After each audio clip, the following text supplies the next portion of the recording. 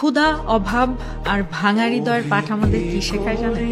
জীবনের শ্রেষ্ঠ পাঠশালা কখনো কোনো ক্লাসরুমে থাকে না। কিছু শিক্ষার জন্য প্রয়োজন হয় না পুস্তক কিংবা শিক্ষকের, সেগুলো শেখা হয় আসলে তখনই যখন হৃদয়টা ভেঙে পড়ে, পকেটটা ফাঁকা থাকে আর পেটটা অনাহারে কাঁদে। পৃথিবীর সব মানুষের জীবন সোনার পালঙ্কে গড়ে ওঠে না।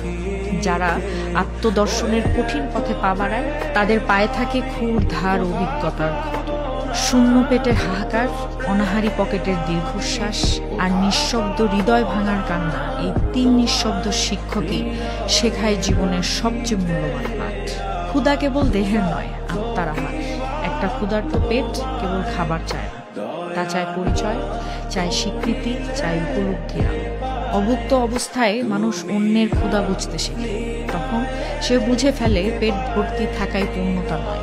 ক্ষুধা অনেক সময় অন্তরাত্মার জাগরণ, যা ঘুমন্ত স্বপ্নকে ডাক দিয়ে যায়। শূন্য পকেট সম্ভাবনার সূচনা। যখন পকেট ফাঁকা থাকে তখনই মানুষ নিজের আসল মুখোমুখি হয়।